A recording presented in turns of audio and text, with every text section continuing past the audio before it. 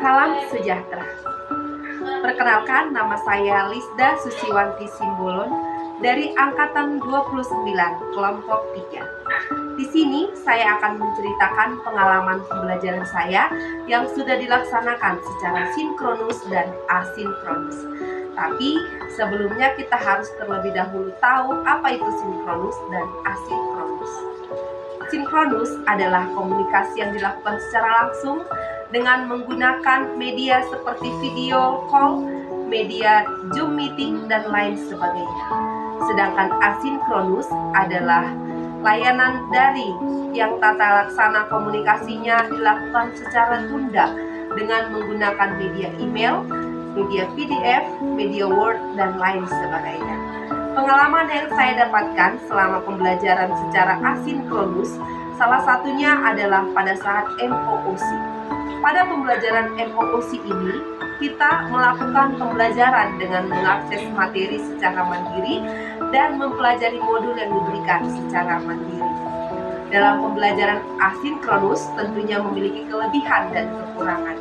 Untuk kelebihan yang saya rasakan yaitu memungkinkan setiap orang untuk belajar dimanapun dan kapanpun. Dengan begitu kita lebih leluasa untuk membagi waktu untuk belajar karena sistem yang lebih fleksibel. Kelebihan yang kedua, peserta dapat belajar sesuai dengan karakteristik dirinya sendiri karena bersifat individual. Kelebihan yang ketiga, peserta dapat mengakses informasi yang diberikan dari berbagai sumber, baik di dalam maupun di luar lingkungan belajar. Kelebihan yang terakhir yaitu mendorong peserta untuk lebih aktif dan mandiri dalam belajar. Di samping adanya kelebihan yang saya rasakan, ada pula kekurangan yang saya rasakan, yaitu keberhasilan pembelajaran tergantung pada kemandirian dan motivasi belajar peserta. Kemudian, akses jaringan menjadi kendala di mana koneksi internet harus stabil dalam evaluasi akademik yang dapat mempengaruhi nilai akhir. Pengalaman pembelajaran yang saya rasakan secara sinkronus, salah satunya adalah pembelajaran distance learning. Pembelajaran tatap muka secara daring dengan pemateri yaitu dengan media Zoom meeting. Saya ambil contoh saat pembelajaran agenda 3. Dalam sesi ini saya belajar tentang manajemen ASN dan Smart ASN, di mana pemahaman saya semakin dipertajam tentang fungsi ASN sebagai pelaksana kebijakan publik, pelayan publik, dan sebagai perekat dan pemersatu bangsa.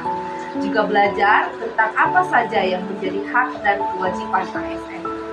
Sedangkan pada materi Smart ASN, saya semakin paham tentang peran dan kedudukan ASN di tengah kemajuan teknologi, belajar etika komunikasi, literasi, dan skill pengaplikasian di bidang teknologi.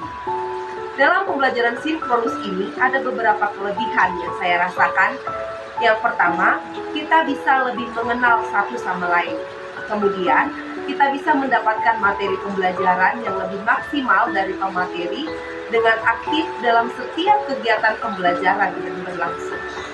Namun, di samping adanya kelebihan pembelajaran sinkronus ini, ada juga kekurangannya, yaitu akses internet yang terkadang kurang stabil, sehingga mengganggu proses pembelajaran dan waktu yang terbatas yang disediakan untuk belajar. Pada akhirnya, dalam pembelajaran secara asinkronus dan sinkronus, keaktifan para peserta dalam belajar sangat diperlukan untuk mengakses materi secara luas dan tentunya dapat menambah pengetahuan terhadap materi yang disampaikan. Jadi tidak hanya berfokus pada modul yang tersedia saja. Dengan begitu, peserta dapat memahami materi yang sudah disampaikan secara luas dan tepat.